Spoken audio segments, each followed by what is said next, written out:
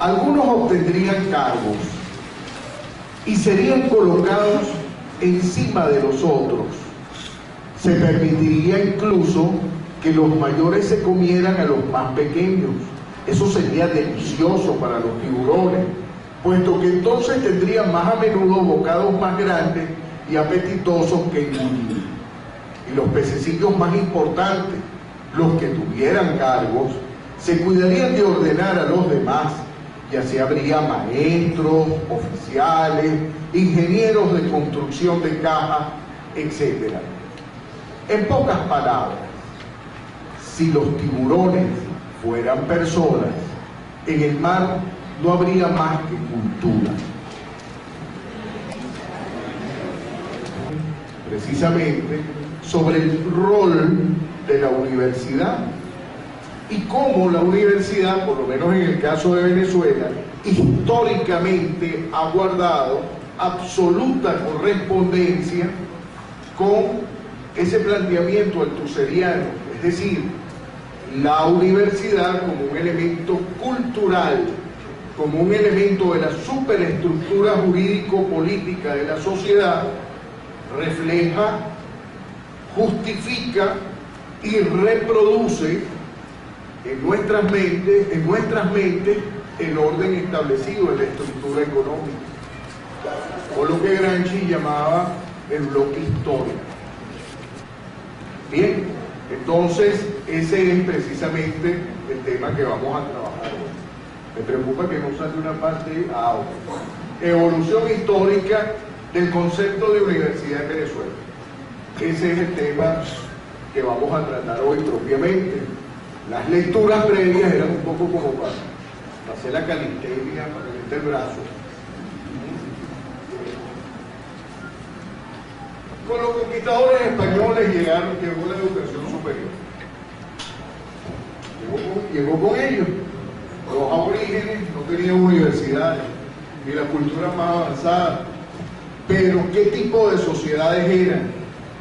En el caso de las altas culturas americanas, mayas, aztecas, incas, era una sociedad que Roger Baltra definía como modos de producción asiáticos, es una categoría de Marx, y en donde había una superestructura, un Estado que se constituía a su vez en clase dominante, y había una igualdad de todos, no había propiedad privada para los demás, pero en la distribución de la riqueza, los sacerdotes, los reyes, los escogidos, el Inca, bueno, se constituían en una clase dirigente, en una clase dominante. Y entonces, ¿cuáles eran las creencias? Bueno, mira, en el caso de Egipto, que era también un modo de producción asiático como mayas, aztecas e incas, bueno, el faraón era el sol, y si era el sol era Dios. Esa es la relación con la fábula, y fíjense cómo en una sociedad como esa no hacía falta la universidad. La explicación era sencilla. Cuando llegan los conquistadores españoles, siglo XVI, cuando se van asentando, en la isla de la Española era el centro de irradiación de la conquista por el Caribe. En 1538 se establece el primer seminario conciliar. Los seminarios, en la Edad Media, eran los centros de saber y de conocimiento que fueron desplazados por las universidades. Bien, entonces lo primero que se estableció en la Española fue un seminario conciliar.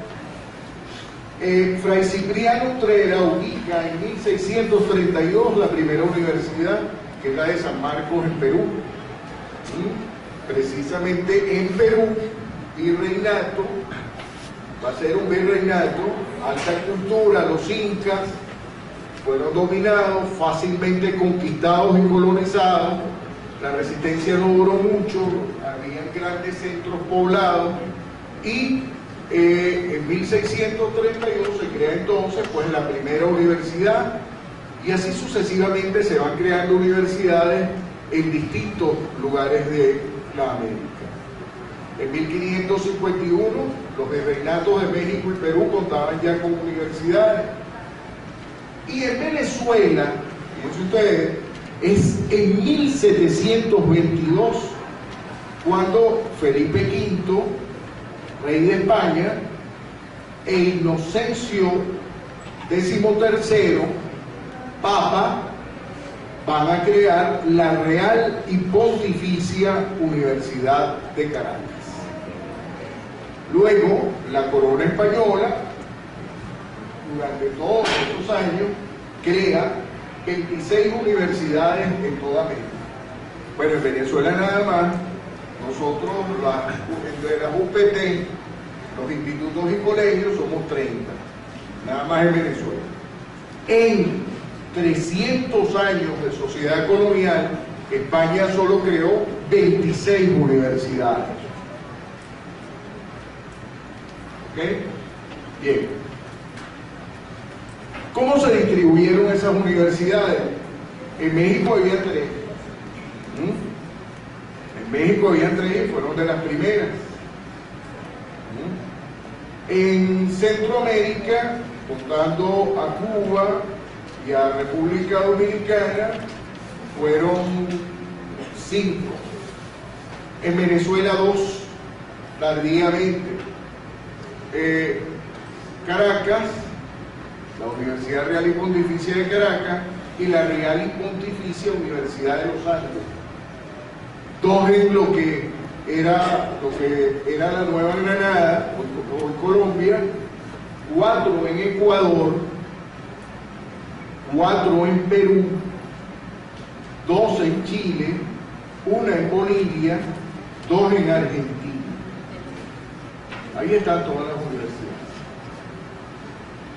Esas fueron las que se crearon. Pero fíjense ustedes una cosa, vean la relación donde hay más. México fue un virreinato.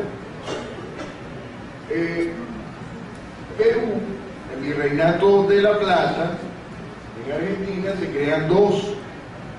Chile era Capitanía General 2, pero en lo que fue Perú, que fue una de las colonias más importantes de los españoles en América, que se extendía inclusive hacia el sur de Colombia, se crearon 6. O sea, hay una relación de control político, población y actividad económica. ¿Qué era lo que venían a buscar fundamentalmente los conquistadores españoles? Oro, plata, piedras preciosas. Esa era la motivación de la conquista y la colonización. ¿Y por qué venían a buscar fundamentalmente eso? Recuerden que estábamos en tiempos de mercantilismo, estábamos en tiempos de disgregación de la sociedad feudal y estábamos en los albores de la transición de una sociedad feudal que se derrumbaba al advenimiento de los primeros estados nacionales en Europa, España, Francia, Portugal e Inglaterra, y en esas sociedades, en Inglaterra y en Francia, es donde se va a desarrollar incipientemente las primeras actividades mercantiles que después conducirán al capitalismo. ¿Ok? Entonces, evidentemente, hay una relación muy estrecha, muy directa, universidad, desarrollo político, estructura económica. La organización política en Venezuela, a diferencia de México o de Perú, es tardía. 1777 es que se crea la Capitanía General de Venezuela. Venezuela tal como la entendemos hoy. El territorio venezolano estaba compuesto por un conjunto de provincias dispersas, es decir, la provincia de Caracas tenía más relación con la Nueva Granada o con la isla La Española que con la provincia de Maracaibo.